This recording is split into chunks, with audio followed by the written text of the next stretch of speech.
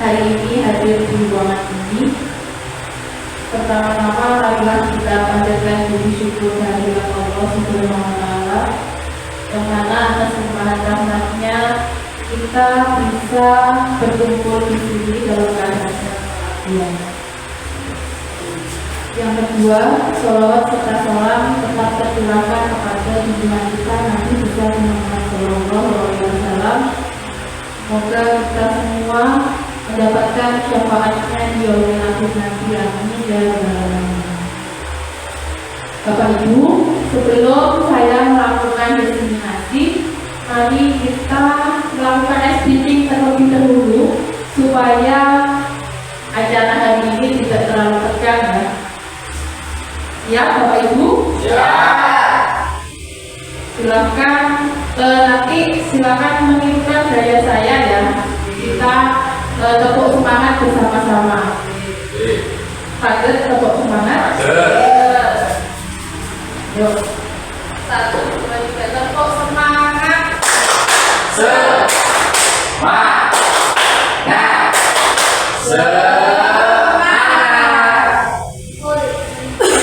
Terima kasih untuk semangatnya hari ini. Saya ingin menyampaikan tentang berbagi pemahaman dan pengalaman penerapan budaya positif.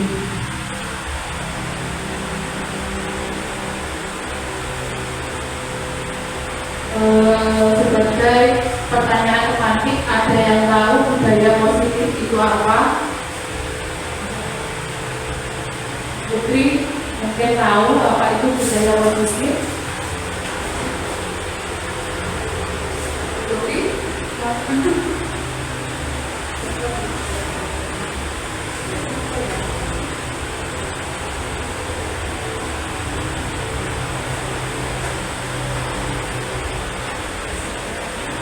Mari kita persatukan tekad untuk selalu belajar sepanjang hayat, saling mendukung dan berkolaborasi bersama dengan mewujudkan budaya positif di lingkungan sekolah kita untuk menjadikan Indonesia maju lebih luas. Selanjutnya, tujuan pendidikan.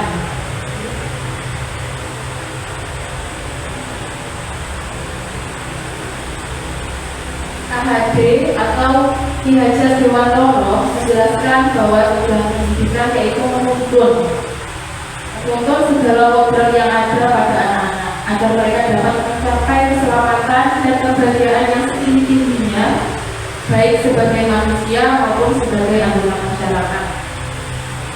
KHD menegaskan juga bahwa didiklah anak-anak dengan cara yang sesuai dengan keturunan alam dan zamannya sendiri.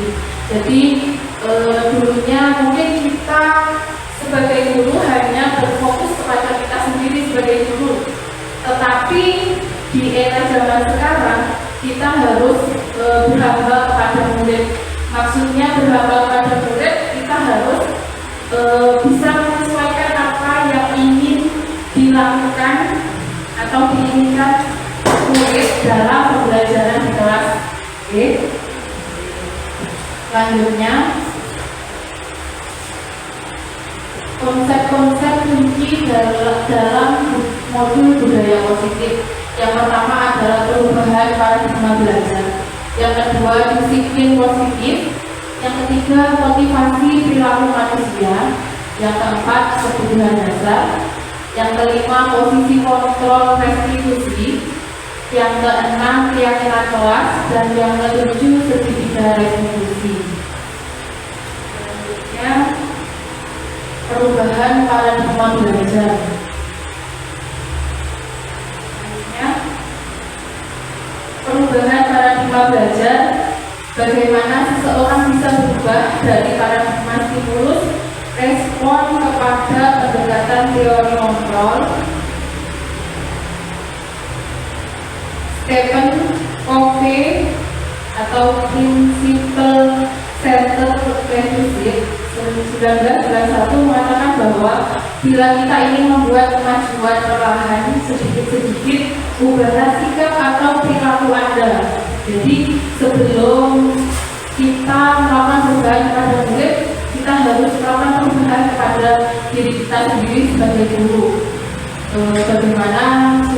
bagaimana kita bisa membuat murid itu tidak bosan dalam melakukan pembelajaran di kelas setiap hari. Selanjutnya, disiplin positif. Disiplin positif berasal dari bahasa Latin, yaitu disiplina yang artinya belajar. Disiplin diri membuat orang menggali potensinya menuju sebuah tujuan. Apa yang dihargai, tujuan dari disiplin positif yaitu untuk menjadi orang yang mereka inginkan dan menghargai diri sendiri dengan nilai-nilai yang mereka percaya. Bapak Pendidikan Ki Hajar Dewantara menyatakan bahwa di mana ada kemerdekaan, disitulah harus ada disiplin yang kuat.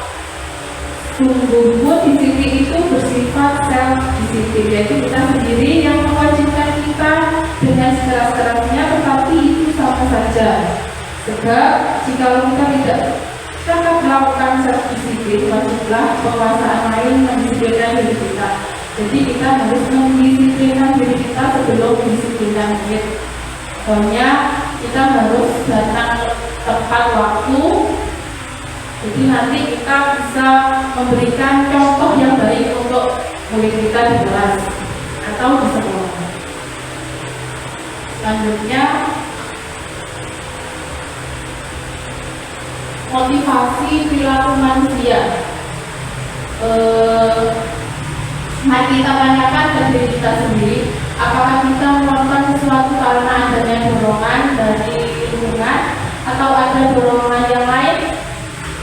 Apakah Bapak Ibu menjadi dulu ada dorongan yang lain dari lingkungan atau dari keluarga? Tidak. Berarti bangga menjadi guru, ya? Ya. Terima kasih. Hukuman atau konsekuensi di dalam segitiga restitusi itu ada 5 posisi kontrol, yaitu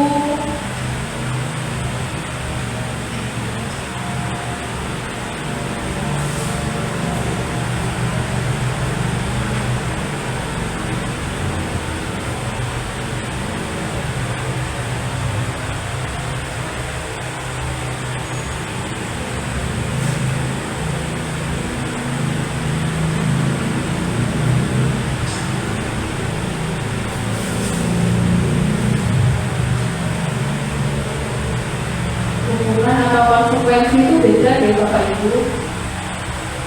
Contoh hukuman, misalnya anak-anak mencatat 100 kali di dalam buku kalimat saya tidak akan terlambat lagi karena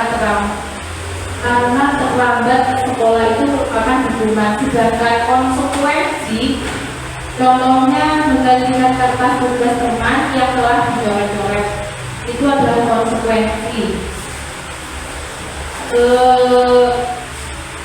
Misalnya kita menyuruh anak-anak lari di halaman sekolah, itu termasuk hukuman apa konsekuensi? Hukuman.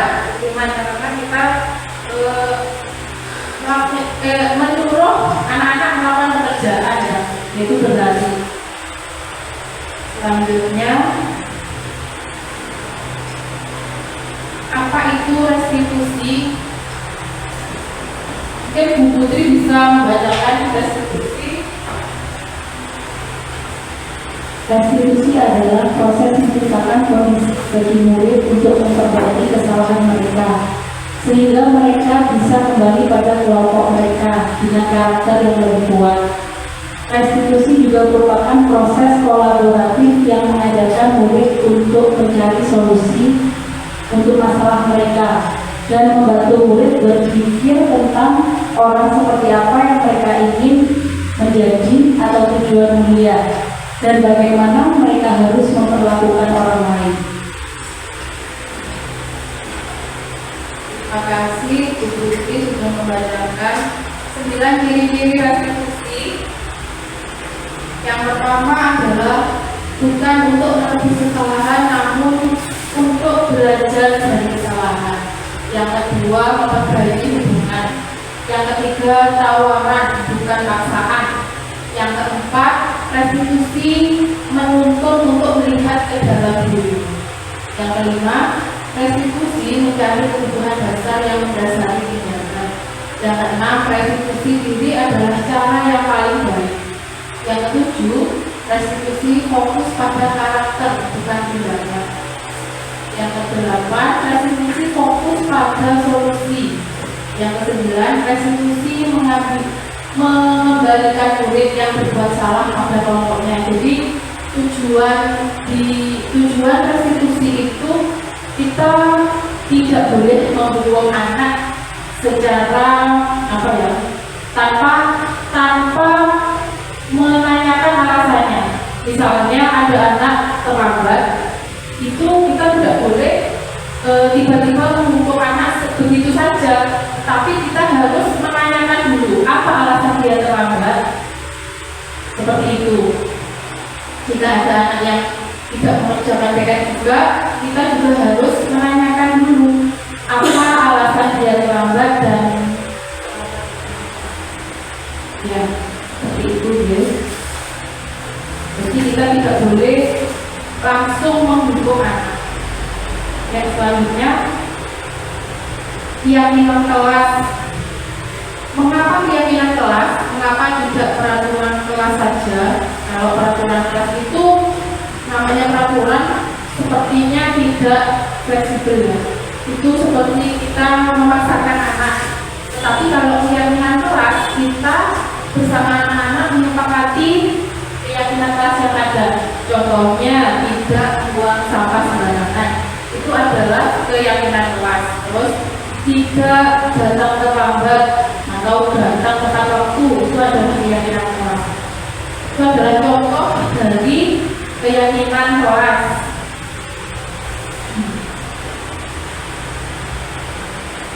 Keyakinan itu sendiri yaitu nilai-nilai kebijakan universal yang disepakati secara tersirat dan tersurat, lepas dari latar belakang suku, negara, bahasa maupun agama. Nilai-nilai kebijakan menekankan pada keyakinan seseorang akan lebih memotivasi dari dalam atau motivasi intrinsik.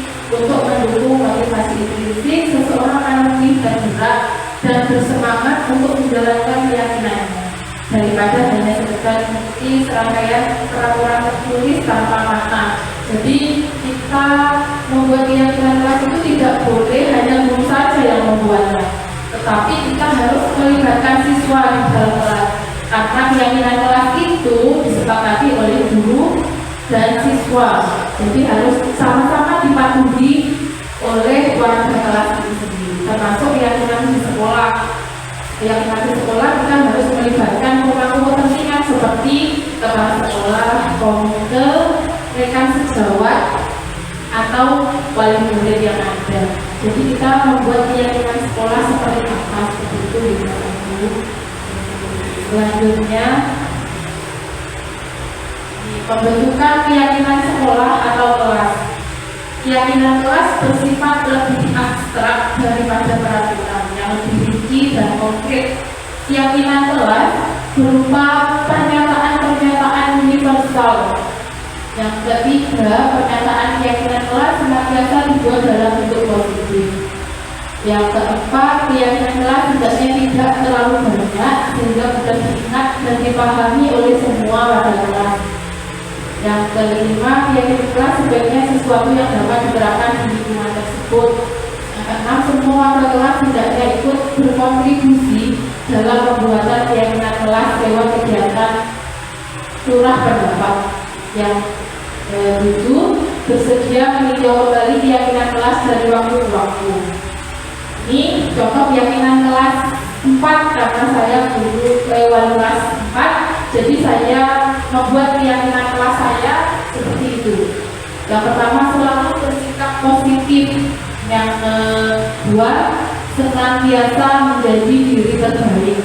Yang ketiga, percaya dan menghormati orang lain serta barang miliknya. Yang keempat, berkomitmen terhadap setiap tugas.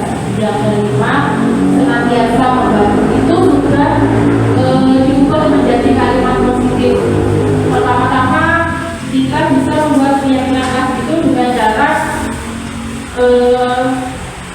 misalnya membagikan pendapat kepada murid kita menggunakan post-it misalnya. Jadi anak-anak itu disuruh menuliskan kelas yang mereka inginkan seperti apa. Jadi anak-anak itu menuliskan di post-it dengan kalimat yang berbeda-beda dan nanti kita sepakati menjadi keyakinan kelas seperti ini. Jadi anak-anak itu ada yang menuliskannya itu dilarang berkata kasar, tapi saya merubahnya menjadi kalimat yang positif, yaitu dengan selalu bersikap positif, yaitu berkomitmen terhadap setiap tugas itu dari pendapat anak-anak yang tidak boleh mengerjakan PR di dalam kelas. Itu kalimatnya anak-anak yang dituliskan di mobil. Jadi seperti itu yang kelas yang dibuat. Selanjutnya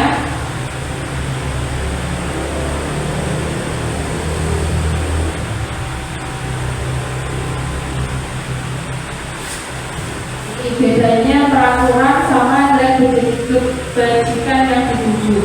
Kalau peraturan selalu kembalikan buku ke tempatnya, jadi itu kurang, itu nilai kebajikannya adalah tanggung jawab. Dilarang mengganggu orang lain, nilai kebajikannya menghormati orang lain. Hadir di sekolah 15 menit sebelum pembelajaran dimulai, nilai kebajikannya adalah menghormati orang lain dan berkomitmen. Dilarang melakukan kekerasan, nilai kebajikannya adalah keselamatan dan menghormati orang lain. Dilarang menggunakan narkoba, nilai kebajikannya adalah kesehatan. Pergantian atau menunggu giliran, nilai kebajikannya adalah menghormati orang lain atau bersabar. Gunakan masker, nilai kebajikannya kesehatan dan keselamatan. Jangan berlari di kelas atau koridor, nilai kebajikannya adalah keselamatan dan keamanan. Contohnya kalau nilai kebajikan peraturan hormati rambu-rambu lalu lintas itu nilai kebajikannya apa deh? Ada yang tahu? Termasuk keselamatan dan keamanan. Ya, oke Pak. Keselamatan dan keamanan. Benar sekali. Sama dengan menggunakan helm saat berkendara. Selanjutnya kebutuhan dasar manusia.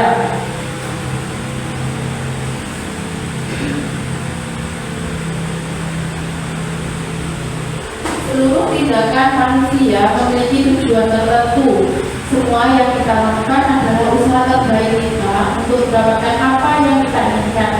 Ketika kita mendapatkan apa yang kita inginkan, sebetulnya saat itu kita sedang memenuhi satu atau lebih dari satu kebutuhan dasar kita. Ketika seorang murid melakukan suatu perbuatan yang bertentangan dengan nilai-nilai kebajikan atau melanggar peraturan, hal itu sebenarnya dikarenakan mereka gagal memenuhi kebutuhan dasar mereka. Jadi manusia itu pasti mempunyai kebutuhan dasar, ya. Ini salah satunya kebutuhan dasar bertahan hidup, kasih sayang dan rasa diterima, kebebasan, kesenangan dan kekuasaan. Kita semua membutuhkan kebutuhan dasar itu, ya. Selanjutnya, posisi kontrol restitusi. Program disiplin positif yang berpusat pada murid yang dikembangkan oleh Diana Dozer dengan pendekatan restitusi, yaitu disebut dengan 5 posisi kontrol. Kelima posisi kontrol tersebut adalah, yang pertama adalah penghukum, yang kedua pembuat rasa bersalah, yang ketiga teman, posisi kontrol sebagai teman, yang keempat sebagai pemantau, yang kelima sebagai manajer. Contoh posisi kontrol guru sebagai penghukum itu, contohnya kalimatnya seperti ini Bapak Ibu. patuhi aturan saya atau awas itu adalah penghukum. Jadi kurang tepat untuk diaplikasikan di murid ya. Jadi kita dulu tidak boleh langsung bilang seperti itu, kamu selalu saja salah. Jadi tidak boleh seperti itu, kita seperti itu. Yang kedua, membuat rasa bersalah. Contohnya, ibu sangat kecewa sekali dengan kamu. Beberapa kali bapak harus memberitahu kamu ya, gimana coba kalau orang tua kamu tahu kamu berbuat begini. Itu juga kurang tepat, karena kita menghukum anak dengan membuat rasa bersalah. Jadi anak itu nanti bisa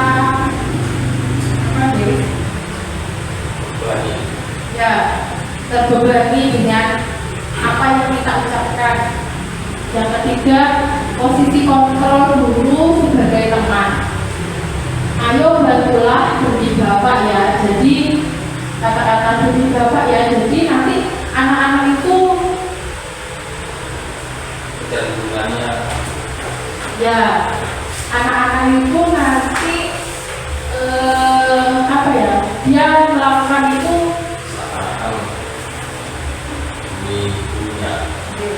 seakan-akan demi gurunya, tidak dari diri sendiri. Jadi itu kurang tepat juga. Yang keempat, posisi kontrol dulu sebagai pemantau. Contohnya, kalimatnya, peraturannya apa yang telah kamu lakukan, sanksi atau konsekuensinya apa.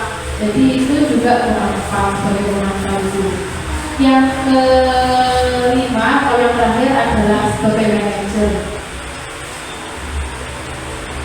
Untuk kalimatnya, apakah kamu meyakininya? Yang kedua, apakah kamu bersedia memperbaikinya? Yang ketiga, hal ini menunjukkan apa tentang dirimu. Yang kelima adalah apa rencana kamu untuk memperbaiki hal ini.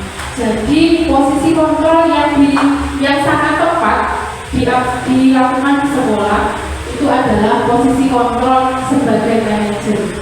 Jadi kita tidak menyalahkan anak seperti yang saya jelaskan tadi, tapi jika ada anak yang melakukan kesalahan, kita harus menstabilkan identitas terlebih dahulu dengan menanyakan itu, apakah kamu meyakininya?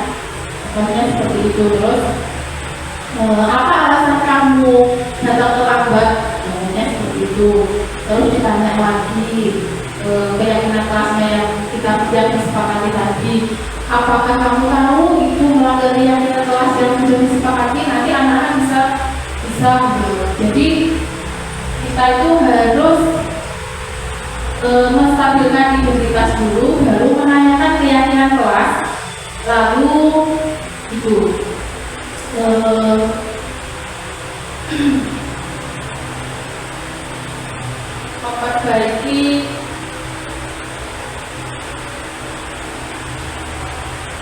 memperbaiki kesalahan anak yang terakhir itu.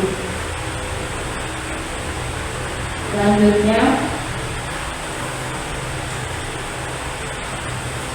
ketiga, restitusi yang tadi itu. Jadi yang pertama, menstabilkan identitas. Yang kedua, validasi tindakan yang salah. Yang ketiga, menanyakan keyakinan kelas. Selanjutnya,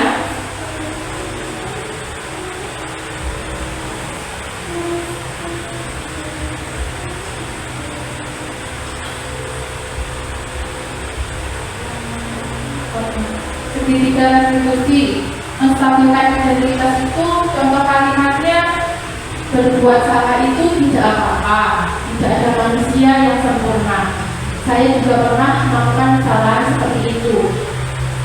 Kita bisa menyelesaikan ini. Bapak Ibu tidak tertarik mencari siapa yang salah, tapi Bapak Ibu ingin mencari solusi dari permasalahan ini.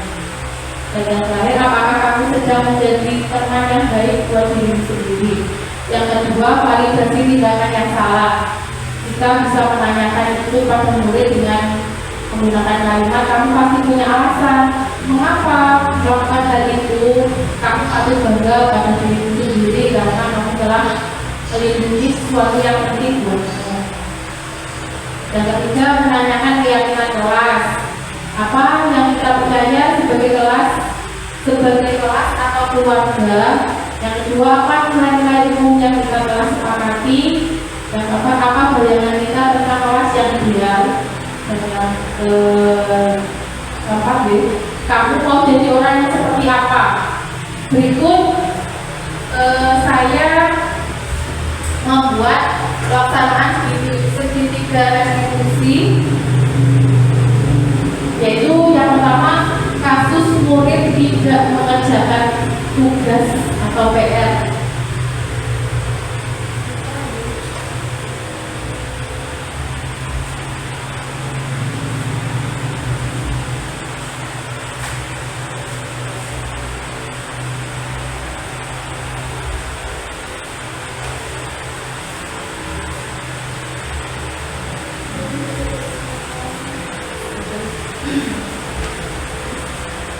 Jadi kemarin di kelas saya ada murid yang tidak mengerjakan tugas atau tidak mengumpulkan PR. Salah satu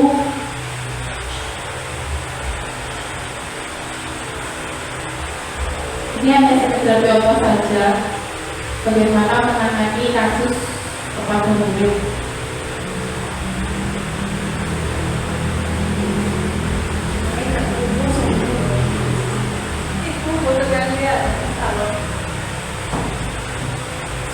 Kebetulan yang tidak mengerjakan PR adalah Nandi.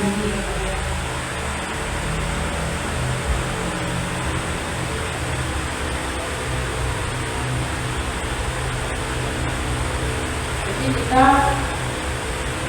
menstabilkan identitas dulu seperti itu.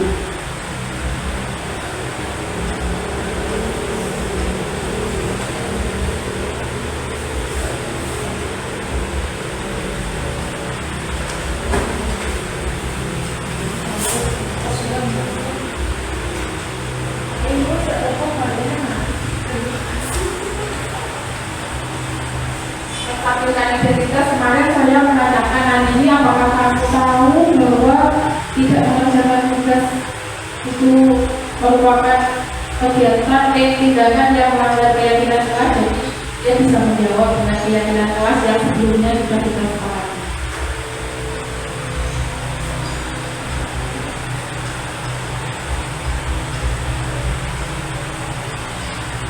Alasan dia tidak mengerjakan PR adalah ketiduran. Tapi tidak apa-apa, saya bilang dia tidak apa-apa. Itu sebuah perilaku manusiawi. Kita juga pernah ketiduran ya, Bapak Ibu. Jadi tidak boleh menghukum anak secara benar-benar.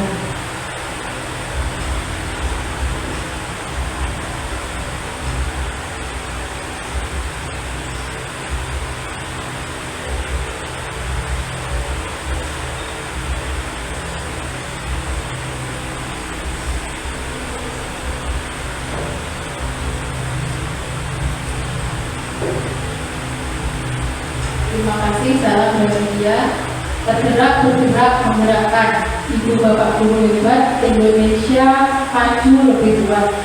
Terima kasih Bapak Ibu. Mungkin itu segitiga budaya positif yang bisa saya berikan kepada Bapak Ibu guru semuanya. Mudah-mudahan kita semua menjadi guru yang hebat, guru yang tidak menyakiti murid, guru yang bisa menangani kasus murid dengan cara dengan menggunakan posisi kontrol sebagai manajer. Oke, itu saja, kurang lebihnya mohon maaf. Wassalamualaikum warahmatullahi wabarakatuh. Waalaikumsalam warahmatullahi wabarakatuh.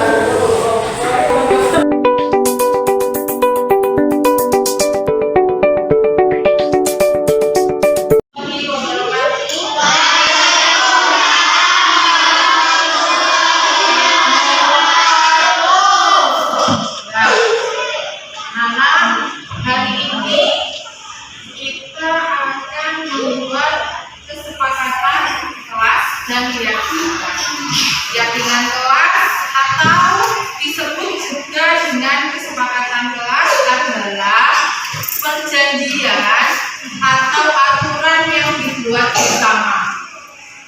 Jadi kita membuat aturan bersama-sama di dalam kelas untuk menetapkan norma-norma dan aturan yang harus diikuti oleh semua warga kelas, baik itu Muslimah dan kalian semua ya. Dan akhirnya nanti akan dirubah menjadi karakter budaya masing-masing. Ada yang tahu keyakinan kelas itu contohnya seperti apa? Yang tahu apa? Ya ada. Terus dilarang apa lagi? Ya, dilarang memberikan PR di dalam kelas karena PR itu adalah tugasnya di mana? Apa lagi? Contohnya, Asli.